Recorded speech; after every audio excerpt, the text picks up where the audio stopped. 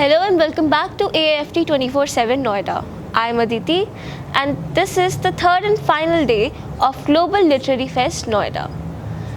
इस मौके पे हमारे साथ मौजूद है doctor Pooja Bharadwaj. We welcome you, ma'am. Thank you. So, Pooja ma'am, मैं आपसे पूछना चाहूँगी कि आपकी एक संस्था है लम्हे ज़िंदगी के नाम की. जी। तो मैम, हम उसके बारे में कुछ जान सकते हैं कि वो क्या है, किस बेसिस पे वर्क करती है एंड क्या क्या अभी तक उसने किया है? जी बिल्कुल। जी. लम्हे ज़िंदगी की एक संस्था ये है कि ये सोच थी, एक विचार था। जब मैं किचन में, ज़्यादातर लोग कहते हैं ना कि नारी सिर्फ किचन में रह सकती है, उसका यही काम है। तो मैंने कहा नहीं पूजा, हमें किचन में नहीं रहना। तो मैंने एक संस्था बनाई लम्हे ज़िंदगी की, कि जो मेरे पल है, जिसमें मैं जीना चाहती हूँ, जिसमें हर नारी जीती है और लोगों को अपने आप जीने का मार्गदर्शन करती है, उसके लिए कुछ करना है। तो मैंने वो बनाई लम्हे ज़िंदगी के लिए और उसमें अपने भाव लिखने शुरू करे मैंने। और उसमें कई ऐसी नारियाँ जुड़ी जिन्होंने लिखा बहुत कुछ था, मगर वो होता है ना, नारी अपना लिख के फाड़ देती है कि कोई सुनने वाला नहीं होता। तो मैंने कहा नहीं, लम्हे ज़िंदगी सुनेगा।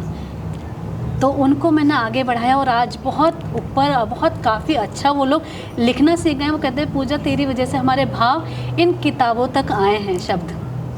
कितना अमेजिंग काम कर रही हैं आप विमेन के लिए. That is such a beautiful work you are doing. So ma'am, कुछ आपने जो खुद लिखा हो कुछ चीज़ें, तो आप उनके बारे में हमें कुछ बताना चाहे. मैंने सुना है आपकी एक नई बुक रुचिरा नाम की आप भी आ रही है, क्या आप उसके बारे में हमें कुछ बता सकती हैं? जी, ये है रुचिरा. ये रुचिरा भाग 2 है जो इस बार आई है। इससे पहले रुचिरा भाग 1 आई थी, जिसमें मैंने शुरुआत करी थी, जैसे कि आजकल जानते हैं आप कि साझा संग्रह आते हैं। तो मगर जब मैंने 2 साझा संग्रह निकाले अपने, एक उसका नाम था पहल, तो मैंने कहा नहीं यार, मज़ा नहीं आ रहा, कोई नहीं पड़ेगा।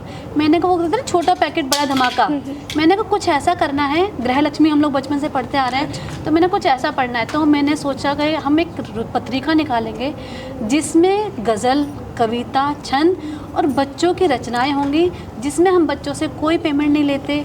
जो हमारे बच्चे, बड़े लोग रचनाकार हैं, उनसे कोई पेमेंट नहीं लिया जाता और ये हमारी रुचिरा सहयोग के मात्र से छपती है। हमारे सारे जो रचनाकार हैं वो इसको सहयोग करते हैं कि पूजा तुम करो, हम आपके साथ हैं, तब हम आगे लम्हे बढ़ता है और तब ये रचना का आती है, जिसके अंदर लक्ष्मी शंकर वाजपेयी जी, एक मेरे गुरुजी हैं जो इंजीनियर रह चुके हैं, डॉक्टर प्राणीनाथ मिश्र, जो हमें काफ़ी कुछ सिखाते हैं, वो उनका इसमें परिचय है कि आखिर वो इंजीनियर से राइटर कैसे बने, क्या उनकी रूपरेखा रही, किन किन चीज़ों का सामना करा।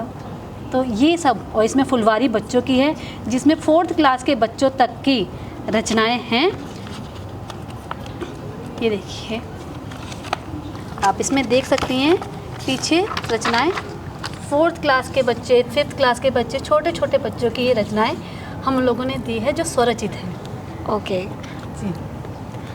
एंड मैम, आप सोशल वर्क के लिए भी अपने जानी जाती हैं, तो हाँ, आप हमें उसकी कुछ अचीवमेंट्स जो आपने अभी तक काम करा है, आपकी जर्नी, पहले शुरुआत कैसे हुई इन सब चीज़ों में आने की, और फिर अब तक आपने क्या क्या किया है, आप उसके बारे में हमें सोशल बताइए. वर्क में, जैसे वो कहते हैं ना कि कर्म करने चाहिए, कृष्णा कहता है कि करते चलो। हाँ तो जी. वो चीज़ मैं पहले से करती थी, मगर हम लोग 15 साल से, एक्चुअली मेरे चचा ससुर एक्सपायर हुए कैंसर से, सुनील भारद्वाज जी। हाँ जी. तो वो एक्सपायर हुए थे 14 जनवरी को। तब हम लोग, तो कैंसर आप जानते कैसे भयंकर बीमारी है, हमने तब से ही प्रण लिया कि हम ये एक ब्लड डोनेशन कैंप लगाएंगे, कि यदि हमारे में थोड़ा से भी होगा तो हम ऐसे परिवारों को टूटने से बचाएं जैसा हमारा परिवार बिखरा है। क्योंकि जब एक सदस्य जाता है तो वो एक नहीं जाता, परिवार बिगड़ता है। तो हमने ब्लड डोनेशन का कैंप लगाया, जो 16 साल से लगातार चलता आ रहा है। गायों की सेवा करते हैं, वहाँ हमने गंगा किनारे शेल्टर बनवाया जहाँ 250 गायें रहती हैं, और उनका हम पालन पोषण, हम नहीं कहते, मैं ये नहीं कह सकती, कृष्णा करवाता है, माध्यम बनते हैं, कृष्णा करवाता है, और जिस रूप में वो चलाता है हम चलते हैं। और मैं वृद्धाश्रम जाती हूँ, और उसमें काफ़ी हमारी एक अंकल हैं 104 साल के, अभी भी हैं लिटरली 104 का उनका बर्थडे मनाया है अभी हम लोगों ने। तो उनके साथ मैं कई सालों से वहाँ जाती हूँ। एक माया आंटी हैं जो 93 ईयर्स की हैं, ओके. और बहुत प्यार करती है। मेरे जाते कहते पूजा तो उतने दिन से आई क्यों नहीं, तो और एक मैं फिर बच्चे हैं अनाथ आश्रम, वहाँ जाती हूँ, उनके साथ समय व्यतीत करती हूँ। और वृक्षारोपण, क्योंकि धरती सबसे पहले हम जब चलना शुरू करते हैं तो धरती माँ हमें चलना सिखाती है, अपने संभालती है, तो उनके लिए वृक्षारोपण किया जाता है। तो ये काम हम NGO की तरफ से करते हैं। और अपने लिए कविता यही होती है, मैं नारी हूँ, कहते हैं ना, मैं नारी हूँ, सीने में छोटा सा दिल रखती हूँ, आँखों में जज्बात छुपाए रखती हूँ, कोई गौर से सुने तो सही, अपने अंदर कहानियों की किताब छुपाए रखती हूँ। क्योंकि नारी को समझना आसान नहीं होता, वो कभी हंसेगी भी, यदि घर में कोई परेशानी है तो उसे भी हंस के निकाल देती है कि हाँ नारी जी। है। What beautiful words from Dr. Pooja Bharadwaj ma'am. आपकी जर्नी बहुत ज़्यादा इंस्पायरिंग है एंड आई होप कि जो हमारे लिसनर्स और व्यूअर्स हैं वो भी इससे कुछ सीखें। Thank you so much ma'am. This was doctor Pooja Bharadwaj ma'am. For more such videos keep watching AFT 24/7 Noida.